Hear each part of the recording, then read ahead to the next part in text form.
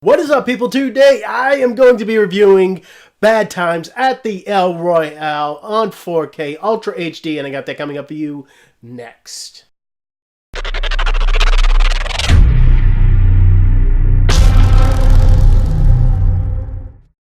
So, Bad Times at El Royale. I am going to be getting straight into the movie first, and this is one that I actually was looking forward to because of the director here and the cast.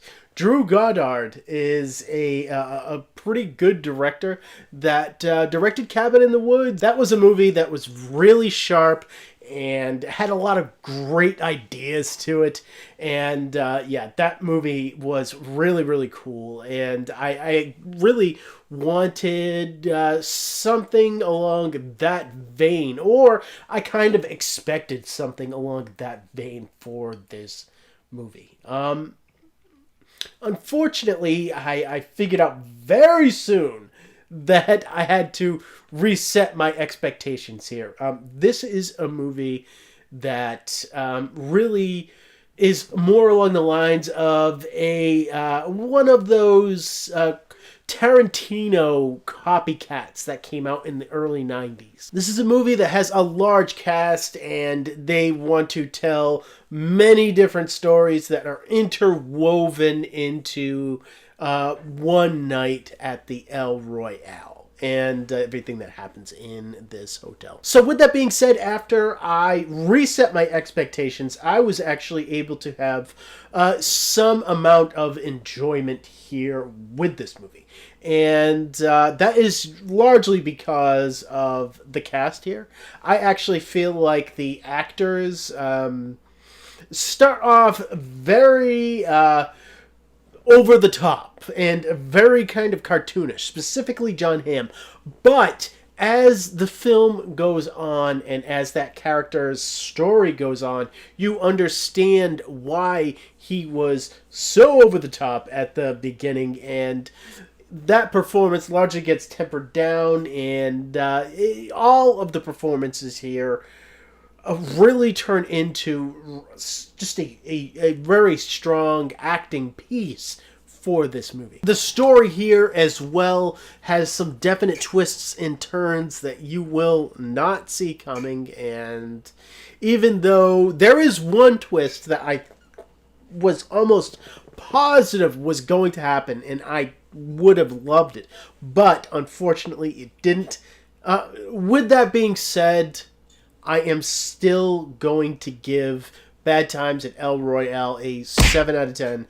This movie, you do have to reset your expectations for, but if you do, you can have some fun with it. And getting into the video quality here, I wasn't able to check out the Blu-ray just because I didn't have enough time, but as far as the 4K version goes, this one actually surprised me because this is actually given a 4K digital intermediate. And this was actually shot in 35 millimeter. So basically what that means is this isn't going to be a crisp, clear, sharp, and grain-free film. That's not what the intent of this movie is. And this movie is meant to be very 60s, and you can just tell by the vibe and the music and the style of this movie.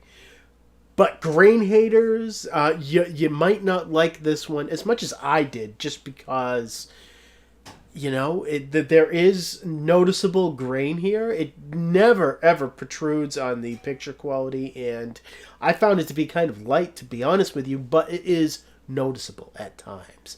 But what comes along with that is a lot of detail that goes into a lot of the scenery here, and the textures on the walls of the El Royale, and the also all of the old school 60s furniture that is in this film, and the outside of the El Royale, and one particular scene where you could actually see the pollen that was in the flowers of a character's flashback that they had.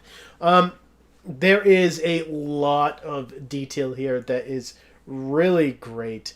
And getting into the HDR here, this is a very rich color palette with colors that really just stand out and pop. And along with that, you have rich and inky black levels that really give you the feel of a film that was actually shot in the 60s. And that is excellent as well. You know, this is a very well put together movie, to be quite honest with you, from a visual standpoint, and I'm going to give it a 9 out of 10. And getting into the audio here, we are actually given a Dolby Atmos mix, and let me tell you, this one is one that was interesting for me. I wasn't really expecting that much from it, just because I heard that the film itself was more dramatic than Cabin in the Woods was. So that really set my expectations to really enjoy this particular sound mix. I will say right off the top that almost all of the height speaker work is the score of the film, and a lot of the 60s songs that they used.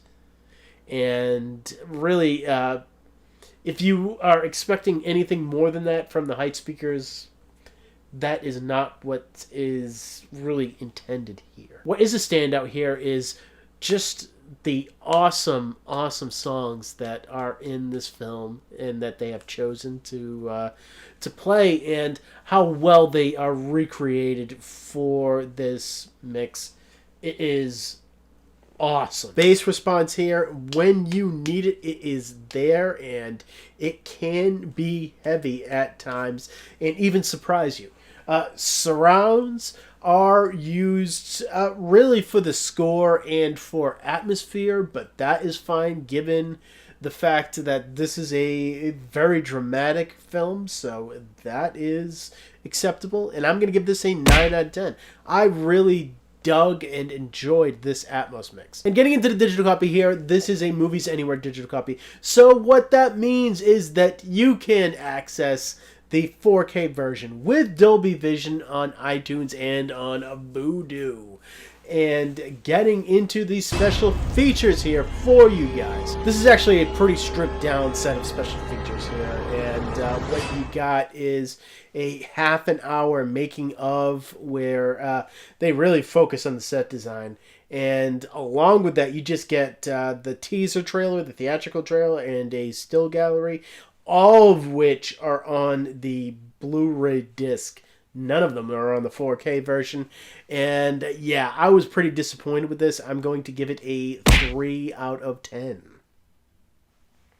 And getting into my last looks at Bad Times at El Royale, this movie was not what I expected it to be. But as somebody that wants to critique films, I kind of got to, ride with it. And once I went along for the ride that this movie wanted me to go on, and once I reset my expectations, I was able to have a decent time with this movie. It is way too long. I will say that right now. Way too long. But if you are willing to go on the journey that this movie wants you to go on, you will come across unexpected twists and turns and great performances that will carry you through it. And I was able to enjoy it on that level. And when you add up all my scores for Bad Times at El Royale in 4K Ultra HD, you come out to a 28 out of 40. That is largely because of the fact that there are almost no special features here. And other than that, if you are interested in seeing this film, I do suggest you see it in 4K. It is a very rich and just a different experience than a normal 4K film really looks like, and what is on the format, and the audio is just really great as well.